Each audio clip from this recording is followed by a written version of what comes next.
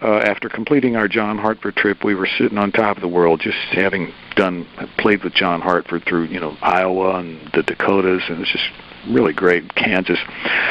And back then you played coffee houses, and colleges had a great acoustic music scene going for us entertainers. And walked in the house, and lo and behold, there's a call at 4:30 in the morning, and it's Butch Robbins. And Butch was living in Nashville, and he and Tut Taylor had played on Leon Russell's country album that Leon did not want to use his own name on. He called it Hank Wilson. So he called it Hank Wilson's Back. So Butch played 5-string dobro, and Tut played, dobro on that recording. Well, Butch was hanging with the filmmaker Les Blank. They were looking for a country band to back Leon. He wanted to open the show for himself as Hank Wilson, and then he would come out as Leon Russell, who was drawing 25,000 people a night. It was rock and roll hysteria. Well, by golly, Butch, later that day, Katy, we were sitting in Leon Russell's house in Tulsa to become Leon's backup band on his country. Oh my gosh. We got out there, we were starting, and we were freaked out because we had two heroes in our band. One was John Hartford, and the other was Leon Russell.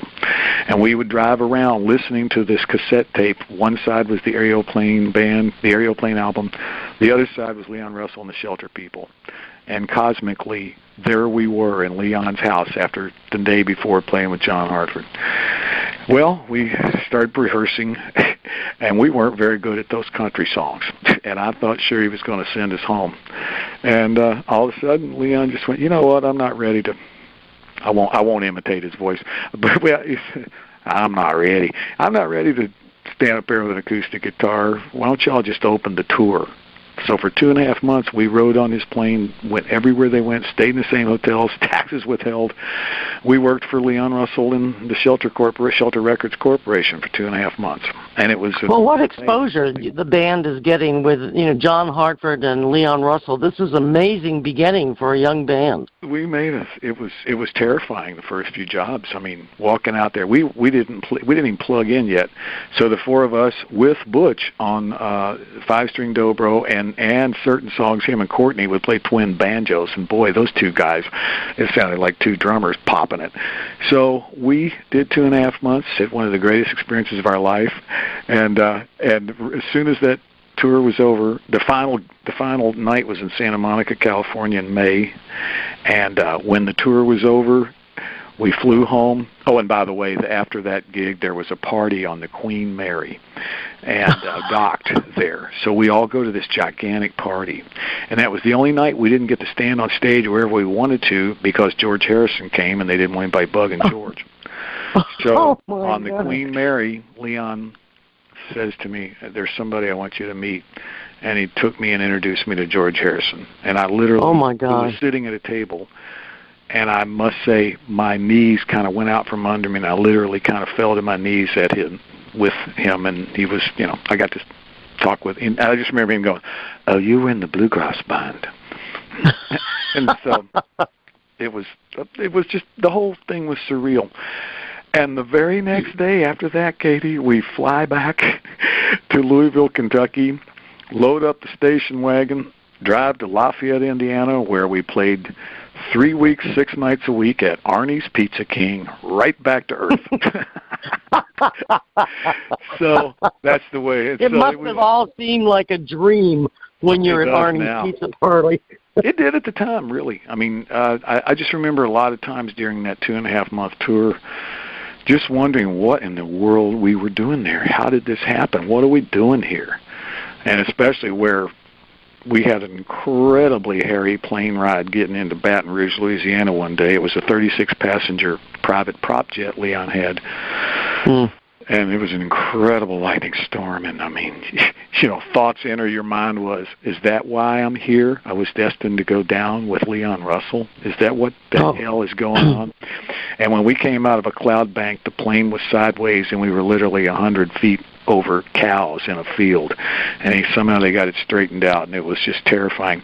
Plus, on that flight, that's when old Sam Bush found out that when you fly with a bad cold, you got trouble. Both my eardrums burst on that plane. So it was a tough thing. I had to play about 3 jobs. I couldn't hear anything, and Curtis would just literally move his guitar neck. There's the downbeat. Here we go. I mean, I could barely hear. It was just amazing. So I had a little bit of damage to my left ear out of that. Let me ask you, Sam. Was there any change in your music during this time? I mean, were you all still playing the same stuff from Starday, or did? Oh yeah, were these we were doing influences... our Starday record. We were doing our Starday record, and we were ending the show with Orange Blossom Boogie, we called it. And Curtis played Randy Lynn Rag, had 2 banjos, doing my time with 2 banjos, and then our Starday music. I think we would play about 30 minutes. Seems like. Mm-hmm. And somehow we toughed it out, No, people were receptive. They weren't booing us off the stage or anything. And of course, a lot of people don't pay attention to the front band anyway in that kind of situation. But it was an amazing thing, and to watch Leon work and how he did it. And it was highly educational. And God, I wouldn't trade it for anything looking back. So then, but I guess we'd all kind of had to come back to earth that summer, and get back to what we were doing. Well, by the time the fall came around, we asked Ebo to leave the band too. We needed to make a change, and Butch Robbins actually played the bass with us for a year. Within that year, the last 5 months of Butch's tenure, electric bass, we added a drummer, Michael Clem, that we saw play with Eddie Adcock, second generation, and we tried the drummer. It just didn't really. It didn't really ever sound as good to us. So when John Callan joined the band, for various reasons, the decision was made to go back to no drums. So John joined in the fall of '74.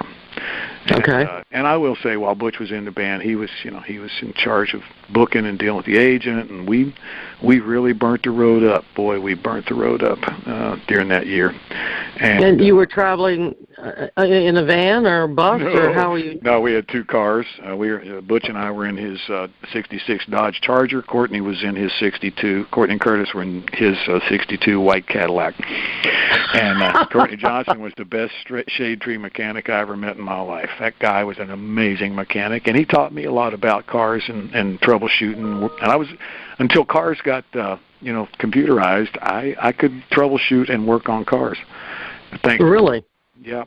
But I remember one time I was beating a hubcap on, I bone bruised my hand or something. Courtney said, "Sammy, you can't be using your hands for hammers now if you want to play that mandolin."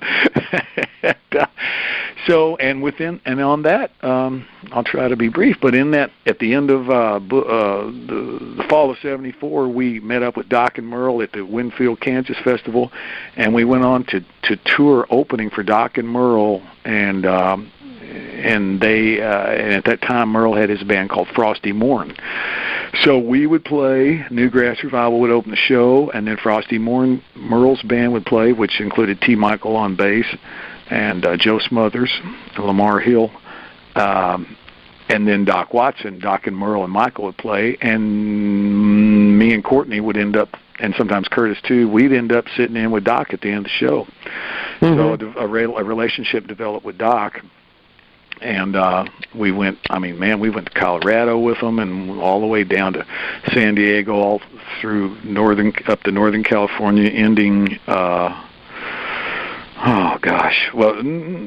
Eureka maybe, I think was the last job. And then we drove back, and in the meantime, we had made a second record for Shelter Records on Leon's label in Tulsa.